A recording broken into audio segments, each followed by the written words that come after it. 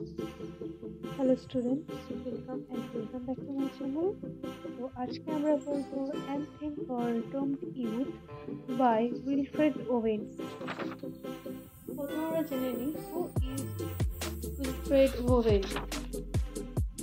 তো Wilfred Owen হচ্ছে যে একজন ব্রিটিশ সোলজার এবং পোয়েট। তিনি হচ্ছেন যে ফার্স্ট ওয়ার্ল্ড ওয়ারের সময়কার একজন লিডিং পোয়েট। তো তার জন্ম হয় 1893। তো এখানে তিনি যুদ্ধের বর্ণনায় করেছেন। তো চলো দেখা যাক। What passing bells for these who dies as cattle? Passing বেলের মিনিং হচ্ছে যে ডেথ নেল, অর্থাৎ খ্রিস্টানদের একটা রিচুয়াল আছে যেখানে মানুষ মারা যাওয়ার পর চার্চের একটা বেল আছে, সেটা বাজানো হয়। তো passing bells for those who die as cattle.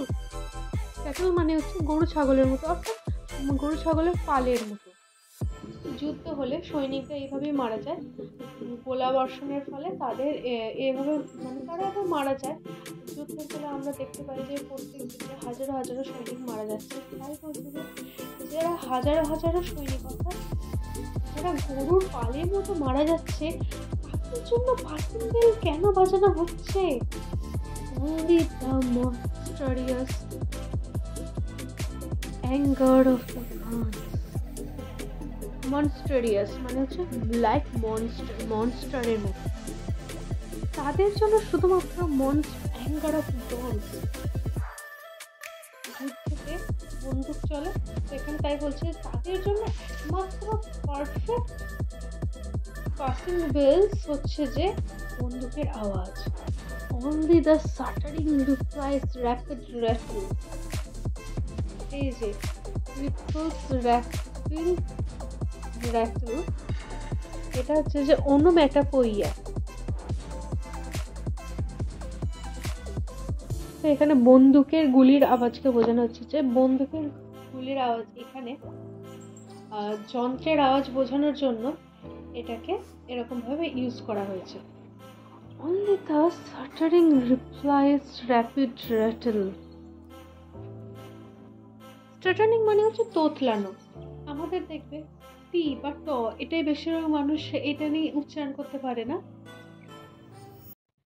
Can better out their hasty horizons. hasty মানে হচ্ছে খুব দ্রুত, এবং সেই প্রেয়ারটা খুবই দ্রুত হয়। প্রেয়ার কথা বলছে, prayer can patter out their hasty orison, যেটা দ্বারা দ্রুত তাদের প্রার্থনা করা হয়। এবারে খ্রিস্টানদের ফিউনারাল রিচুয়াল রয়েছে, একটা খ্রিস্টান ফিউনারাল রিচুয়াল। এর প্রথমে হচ্ছে যে পাসিং বেল বাজানো হয় 1 নম্বর। 2 নম্বর হচ্ছে যে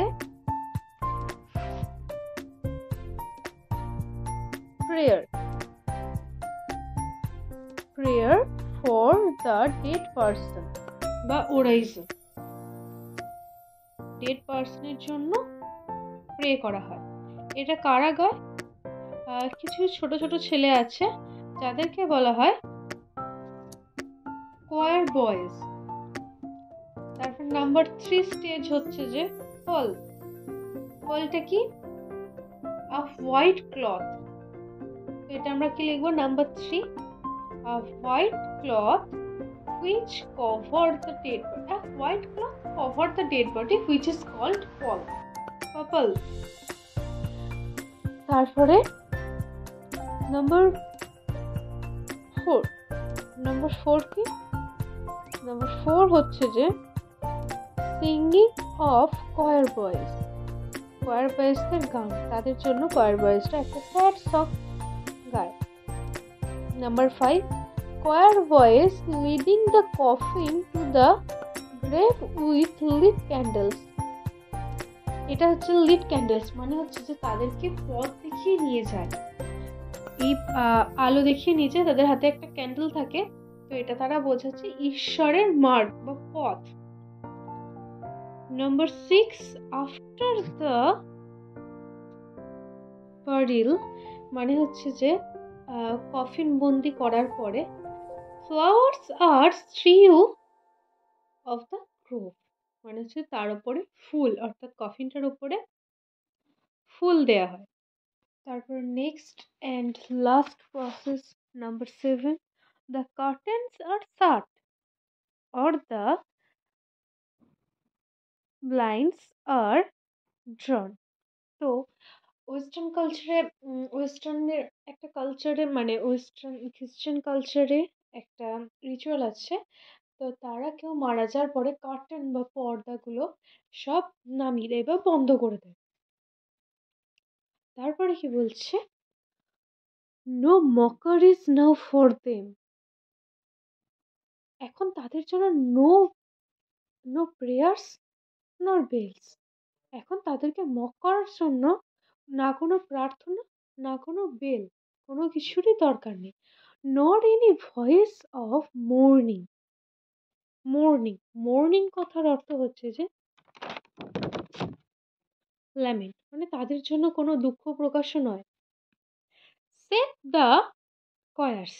সেভ মানে হচ্ছে যে এক্সেপ্ট মানে হচ্ছে ছাড়া। কয়ার্স বয়দের গান ছাড়া আর কিচ্ছু না। The shrill. শ্রিল শ্রিল মানে হচ্ছে যে শার্প সাউন্ড। ডিমেন্টেড। ডিমেন্টেড মানে হচ্ছে ম্যাডনিং। কয়ার্স অফ ওয়েলিং সেলস। এখানে একটা তীক্ষ্ণ পাগল করে দেয়া কয়ার্সদের গান অফ ওয়েলিং সেলস। ওয়েলিং মানে আর্তনাদ করা, সেলস মানে কি কামানের গোলা।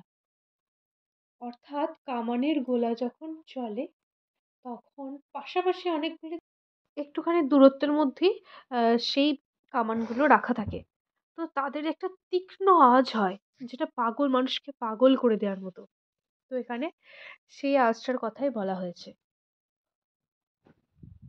And bugles calling for them from sad shires. Bugles হচ্ছে এক ধরনের বাদ্যযন্ত্র, এগুলো যুদ্ধের আগে বাজানো হয় বা স্বাধীনতার সময় দেখবে বাজানো হয়।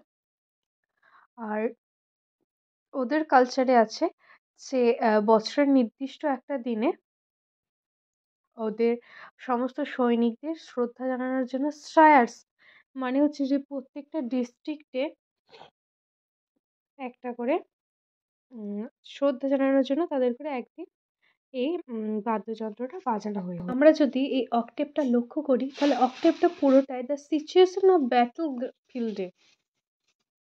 আচ্ছা, তো একটা কথা বলে রাখি, এখানে ফার্স্ট লাইনটা দুবার রিপিট হয়েছে,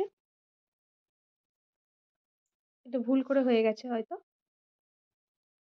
তো আজকের পার্টে এতটাই, বাকিটা পরের পার্টে আসছে।